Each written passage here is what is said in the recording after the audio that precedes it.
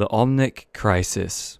I've talked about this event, once or twice. Omnic Crisis began. Billions of Omnic robots that served humanity. The Omnic Crisis. Massive amounts of monstrous killing machines. The Omnic Crisis began. Omnic Crisis began. Suddenly, the Omnic Crisis struck. Okay.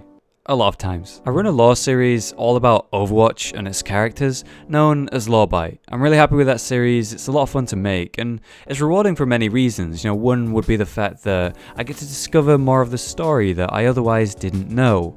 Another is the different edits and styles I get to try in each video, and you see this progression when I make more. You can go back to the beginning of my Lorebytes, look at the Hanzo and Genji videos compared to my recent ones like the Ana one, for example. A huge part is that as I learn more and piece together more of the lore, I get these moments in which something lines up, something springs together, and suddenly I have a really interesting speculation to make, and I take my time with these and put it out in a video, and those are some of my favorite videos I've ever put out, and they're my most popular too. So thank you for that. Something I've noticed while I progress through the lore and world of Overwatch is the stories have changed. Progressed. Originally, the character known as Reaper seemed super straightforward to me. A good guy gets bitter after years of not being acknowledged in the way that he wanted. He eventually goes bad, dies, brought back, now he's back for revenge. But now there's so much more I've realized about this character, and it's actually coming up in a new speculation video I've been working on, and I can't wait for that. The Omnic Crisis seemed similar to me in this way, straightforward, and as I learnt more, things got more complicated and much more interesting. And so, the announce of First Strike, Overwatch's first graphic novel, covering the origins and events of the Omnic Crisis in a detail we've never quite had before. Blizzard have released a lot of these, mainly for the Warcraft universe.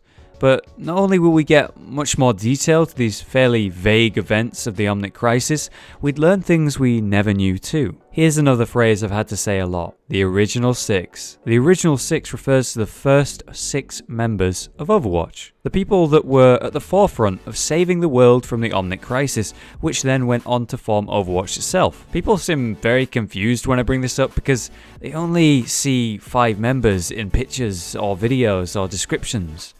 Unless you actually look for it, that is. The 6th member was in fact not Mercy or McCree like some think, but an Asian woman named Liao. She's actually on the front cover of First Strike, this graphic novel that I'm actually talking about. To finally learn about her and where she is and why she isn't mentioned in most places and, so much more, I was very excited. And a bit over a week ago, First Strike was cancelled. I've been chewing on this information during this time, but before I give you my real reaction, here's why they cancelled it. In the years since First Strike's conception, we have done a lot of development on the universe and its stories. While the core of the story remains, we have changed and expanded upon how we see the events that took place during the first days of Overwatch. Basically, we weren't just imagining it. The story is changing and has been progressing in a new way.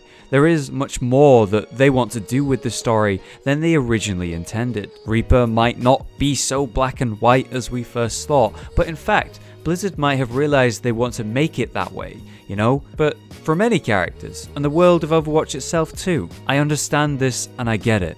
To know the story would have been fantastic, and I had a lot of plans based solely around what we learned from this novel. To hear it's gone forever sucks.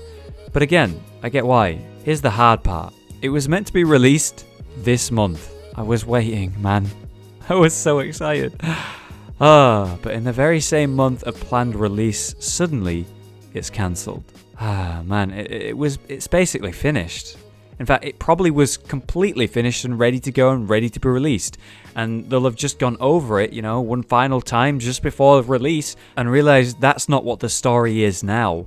And this doesn't line up, it doesn't link at all with the way they've been moving forward. Similar to how some of their Warcraft novels that I mentioned earlier have been discounted as not canon, because it doesn't line up with the way they progress the story later. So obviously they're trying to avoid that same mistake. But boy, I would love to read that novel, even knowing that it isn't 100% canon or the story. And I can't really imagine Liao's story has changed much, right? If at all. I feel like the changes that they need to make are more to do with the characters we already know, because it'll affect what they can do with those characters in the future. So we have to wait even longer before we find out who this Liao is and where she went and why. There is some good news, however.